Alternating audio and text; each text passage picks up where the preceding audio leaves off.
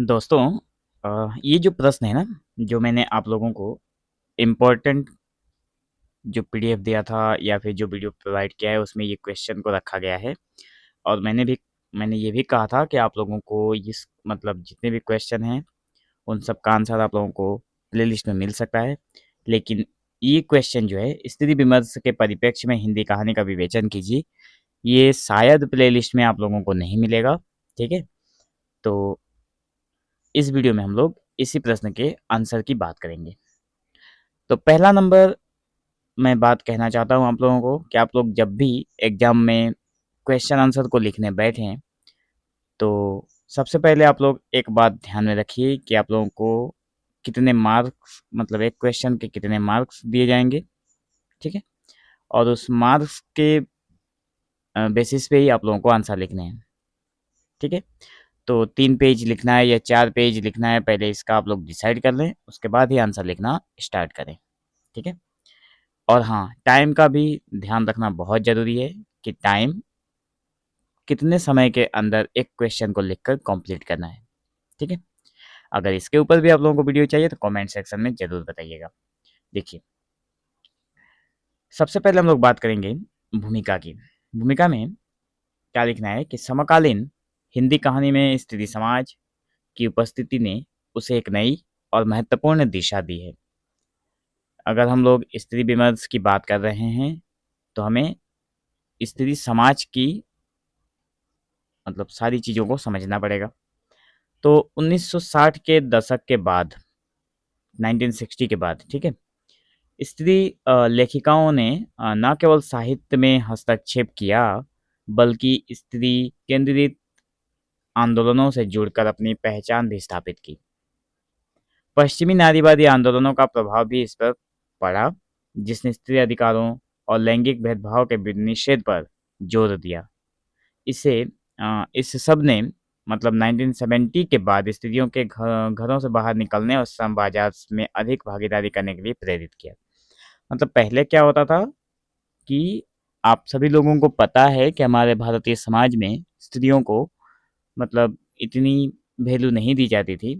पितृसत्तात्मक जब ये प्रचलन था, ठीक है, उस समय न तो कहीं पे जाना था, मतलब हमेशा घर पे ही रहना। ठीक है, और बाकी चीज़ों में भी किसी की भागीदारी नहीं होती थी, मतलब जो नारियां होती थी। तो वही बातें कहा गया है कि पश्चिमी नारी मतलब इन सब को खत्म करने के लिए, इस परंपरा को खत्म करने के लिए भारत के साथ साथ पश्चिमी कुछ नारीवादी मतलब पश्चिम देश में भी कुछ नारीवादी आंदोलन हुए। ठीक है, और उसका असर भी देखने को मिला बाद के समय में, जो कि आज आप लोग देख पा रहे हैं। ठीक है, तो इन सब आंदोलनों का ही परिणाम है कि आज हमारी मतलब जो नारियां हैं, जो स्त्रियां हैं, ठीक है, उनको लैंगिक भेदभाव से हटा दिया गया है। ठीक है, और घर से बाहर निकलने पर भी कोई पाबंदी नहीं होती है। थोड़ी बहुत होती है, वो अलग बात है। तो कहा गया है कि स्त्री विमर्श के परिप्रेक्ष्य में हिंदी कहानी का विवेचन कीजिए, तो इसमें से पहला नंबर बिंदु हमारा निकल कर आता है बौद्धिक हस्तक्षेप। देखिए, बौद्धिक हस्तक्षेप और पहचान स्थापित करना। मतलब 1960 के बाद स्त्री लेखिकाओं ने साहित्य और विचार के क्षेत्र में सक्रिय रूप से भाग लिया, अपनी पहचान स्थापित की और बौद्धिक जगत में अपनी उपस्थिति दर्ज कराई। मतलब उससे पहले 1960 से पहले ना तो कोई मतलब स्त्री लेखिकाएं जो थी वो मतलब इतनी प्रचलन में नहीं थी, या फिर थी ही नहीं, बिल्कुल बहुत कम थी।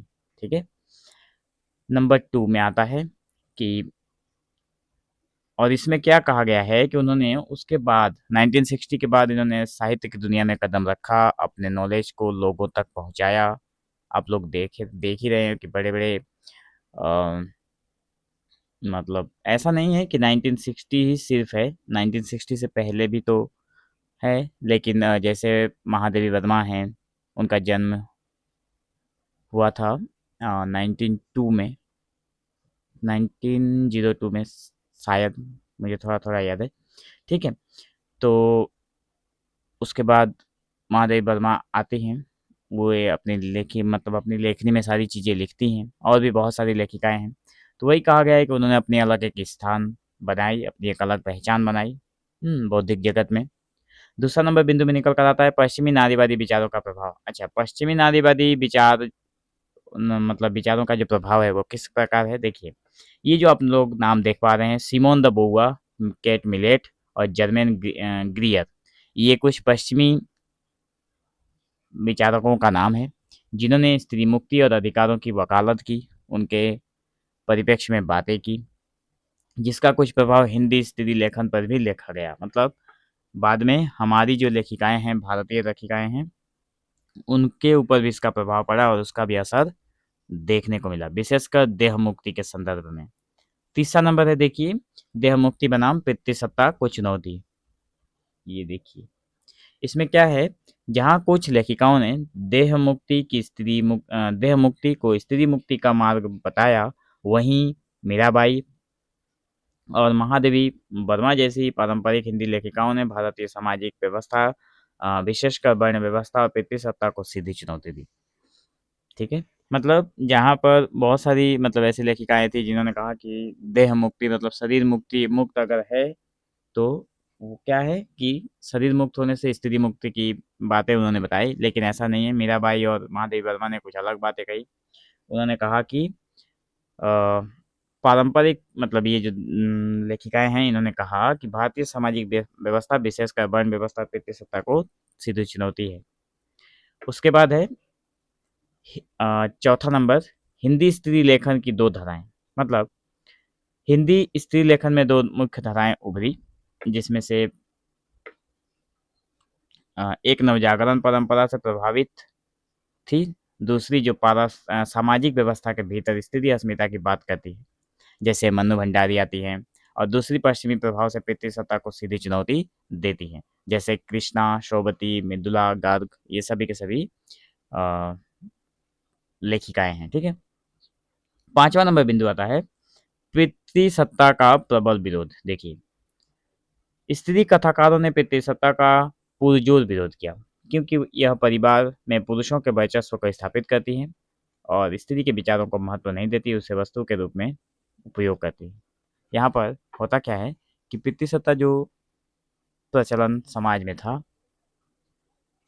कुछ कुछ जगह पर अभी भी है, तो इसको क्या किया था, इन लेखिकाओं ने इसका विरोध किया था और कहा था कि महिलाओं की जो वैल्यू है, ठीक है, महिलाओं के जो विचार है, महिलाओं के जो महत्व हैं, उसको भी समाज में मतलब उसको भी समाज में महत्व मिलना चाहिए। इसी बात को लेकर उन्होंने उसका, हम लोग बोलते हैं ना, प्रोटेस्ट किया था, उसके ऊपर आवाज़ उठाई थी, यही सारी बातें। 6 नंबर का बिंदु है कि पुरुष कथाकारों का योगदान। अब देखिए, जो मेल लेखक हुए, तो जैसे प्रेमचंद, जयशंकर प्रसाद, मोहन राकेश जैसे पुरुष कथाकारों ने भी अपनी कहानियों में स्त्री समाज से जुड़े सवालों को उठाया, लेकिन स्त्री कथाकारों ने स्त्री पुरुष संबंधों को स्त्री के अपने दृष्टि, अनुभव, विचार से देखा। इन्होंने भी स्त्रियों की बातें उठाई, लेकिन जो स्त्री लेखिकाएं थी, उन्होंने क्या किया, अ, दोनों को, स्त्री और पुरुष दोनों के संबंधों को अपनी स्त्री दृष्टि से ही देखा और उसको अनुभव किया और उसे अपने विचार से ही देखा। 7वां नंबर है स्त्री अनुभव की विशिष्टता। मतलब देखिए, स्त्री कथाकारों ने पुरुष वर्चस्व का विरोध करते हुए स्त्री प्रतिरोध का साहित्य रचा। मतलब पुरुष जितने भी लेखक हुए, उन्होंने क्या किया, पुरुष वर्चस्व का उन्होंने विरोध किया। उन्होंने भी माना कि नहीं, स्त्रियों के साथ गलत व्यवहार होता है, ठीक है, तो उसको सुधारने का काम करना चाहिए, जिसमें जयशंकर प्रसाद, मोहन राकेश, प्रेमचंद सामने आते हैं। इन्होंने बहुत सारी चीज़ें लिखी कि स्त्रियों के साथ किस तरह से अन्याय हो रहा है समाज में, तो जिसमें स्त्री के अनुभव, विचार को प्राथमिकता दी गई, वही सारी बातें। ठीक है, मतलब उन रचनाओं के अंदर स्त्रियों को महत्व दिया गया और सबको बताया गया कि जो रचनाएं पढ़ेंगे उनके अंदर भी मानवता जागेगी, तो वो भी इन सबको जो स्त्रियां हैं हमारे समाज के, हमारे घर की, उनकी वैल्यू बढ़ेगी। तो जैसे ममता कालिया की बोलने वाली औरत, जो कहानी आप लोगों ने पढ़ी होगी, और चित्रा मिर्दुगल की लकड़बग्घा। ठीक है, अब देखिए, 8वां नंबर बिंदु क्या है कि पारंपरिक धारणाओं को तोड़ना। इन लेखिकाओं ने यह धारणा तोड़ी कि स्त्री होना जीवन की सबसे बड़ी विडंबना है।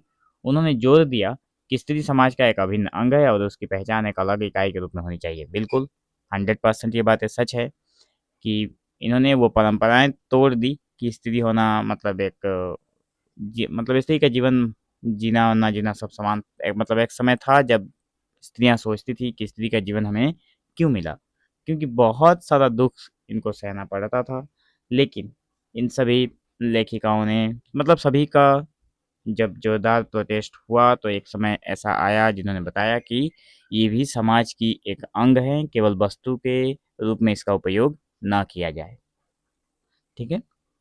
9 नंबर का एक बिंदु और है हमारा, जिसमें स्त्री प्रधान सत्ता की वकालत की गई कि कुछ स्त्रियां जो थी वो स्त्री कहानीकार जो थे, तो स्त्री कहानीकारों ने भारतीय समाज व्यवस्था में हाशिए पर पड़ी स्त्रियों के लिए बेहतर स्थान की मांग की, जबकि अन्य ने पितृसत्तात्मक व्यवस्था के समानांतर स्त्री प्रधान सत्ता का शास्त्र रचने की वकालत की। मतलब दो चीजें हैं, किसी ने कहा कि स्त्री पुरुष को मतलब समान नजर से देखा जाना चाहिए, किसी ने कहा कि स्त्री को थोड़ी और पुरुषों से ज्यादा उनको समाज में स्थान मिले। तो 10 नंबर का एक बिंदु निकल कर आता है आत्मनिर्णय का महत्व। देखिए, समकालीन स्त्री कथाकारों ने अपने जीवन पर पुरुषों के अधिकार को अस्वीकार कर दिया। स्त्री लेखन की यह सबसे बड़ी विशेषता है कि यह आत्मनिर्णय और स्वायत्तता पर जोर देता है, जिससे हिंदी कहानी में स्त्री कथाकारों की एक अलग पहचान बनी है। तो निष्कर्ष के तौर पर हम लोग ये कह सकते हैं, स्त्री विमर्श ने हिंदी कहानी को एक नया आयाम दिया है, जहाँ स्त्रियों की पीड़ा, संघर्ष और आकांक्षाओं को सशक्त ढंग से अभिव्यक्त किया गया है। इसमें न केवल पितृसत्तात्मक संरचनाओं को चुनौती दी है, बल्कि स्त्री के अनुभवों को केंद्रीय स्थान देकर समाज में लैंगिक समानता के प्रति जागरूकता भी बढ़ाई है। तो यह हिंदी कहानी को अधिक समावेशी और यथार्थवादी बनाता है। तो दोस्तों, मैं आशा करता हूँ कि आप लोगों को ये वीडियो पसंद आया होगा। अगर वीडियो अच्छा लगा हो तो अपने दोस्तों के पास भी इसको शेयर जरूर करें। तो मिलेंगे हम लोग एक नए वीडियो में, तब तक के लिए धन्यवाद।